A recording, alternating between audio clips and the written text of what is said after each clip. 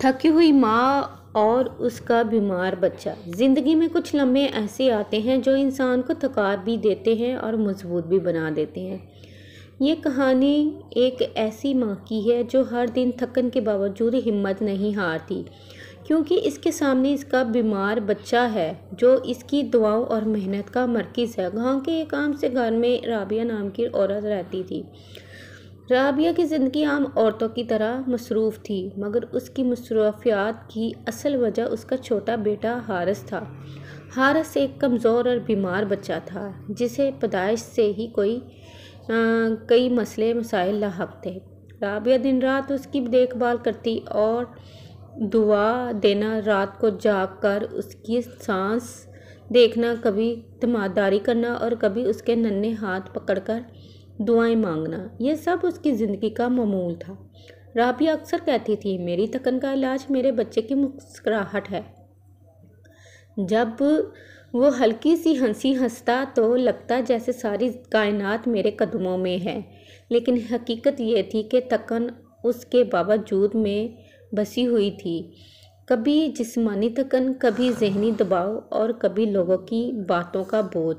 रिश्तेदार अक्सर कह देते, कितने सालों से तुम्हारे बच्चे की तबीयत ठीक नहीं होती, शायद कभी ना हो। ये जुमले राबिया के दिल को काट कर रख देते थे, मगर इसने हमेशा सब्र और दुआ का सहारा लिया।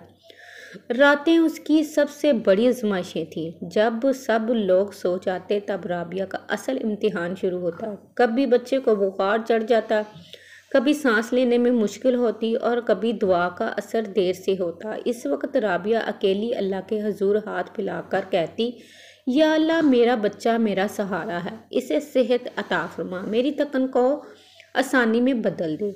इस कहानी में एक ख़ास लम्हा वो आया जब हारिस की बीमारी बढ़ गई। डॉक्टर ने कहा कि अब मज़ीद हिम्मत चाहिए, इलाज लंबा चलेगा। रबिया ने घर आकर पास बैठकर उसके माथे पर हाथ रखा और आस्था से कहा, बेटा तुम मेरा हौसला हो, तुम्हारे लिए मैं दुनिया की हर मुश्किल झेल सकती हूँ।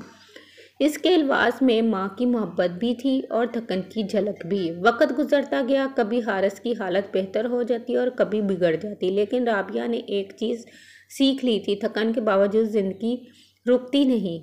इसने अपने दिन को तरतीब देना शुरू किया। सुबह के वक्त तिलावत से दिल को सुकून देती, दोपहर में बेटे को दुआ और खाना देती, शाम में अपने दूसरे काम संभालती और रात को अल्लाह के हजूर दुआ करती। एक दिन गांव की औरतों ने इसे पूछा, राबिया तुम इतनी थकी हुई भी हो और फिर भी मुस्कुराती क्यों हो? राबिया ने जवाब दिया, मेरी मुस्कुराहट मेरे बच्चे के लिए है, अगर मैं टूट गई तो मेरा बेटा भी हिम्मत हार जाएगा।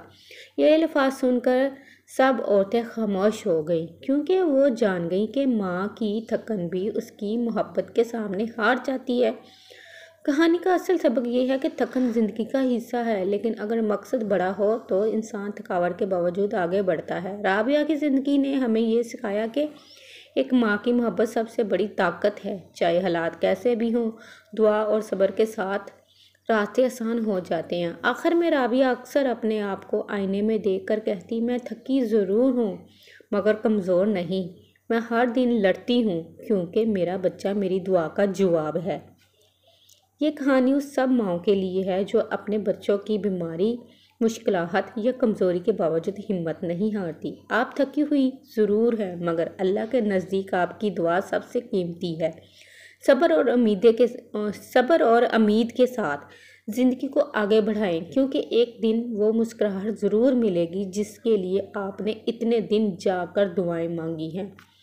उम्मीद है आपको ये स्टोरी अच्छी लगी होगी। एक माँ की थी ये, जिनके बच्चे ज़्यादा बीमार हैं, आम बच्चों से मुख्तलिफ हैं, ठीक है, क्योंकि जिनके बच्चे बिल्कुल ठीक हैं, स्कूल जाते हैं, सब आम रूटीन की तरह होता है, लेकिन जिनके घर एक दो बच्चे इस तरह के हैं कि माँ को स्पेशल उन बच्चों के लिए टाइम निकालना पड़ता है, तो वो घर भी कुछ ख़ास होते हैं और उनके माँ बाप भी कुछ ख़ास ही चुने जाते हैं।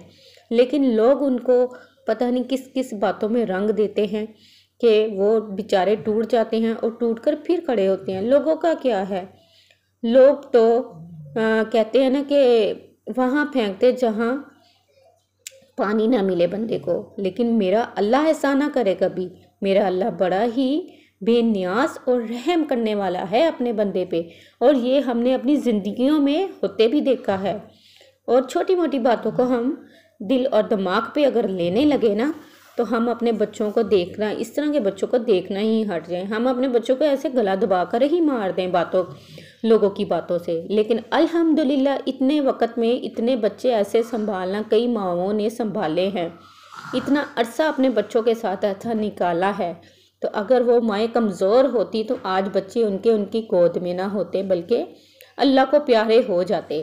तो इसलिए इन माओं को सलाम है जो अपने बच्चों को अभी तक, किसी को 1.5 साल, किसी को 2, किसी को 5, किसी को 10, किसी को 15, किसी के बच्चे जवान हो गए हैं जो अब नॉर्मल है, तो वो अभी भी अपने बच्चों को संभाल लिया। उन माओं को सलूट है, उन माओं को सलाम है जो कि थकती ज़रूर हैं, कमज़ोर ज़रूर होती हैं, लेकिन हिम्मत नहीं हारती, गिरती ज़रूर हैं, गिरकर फिर खड़ी होती हैं।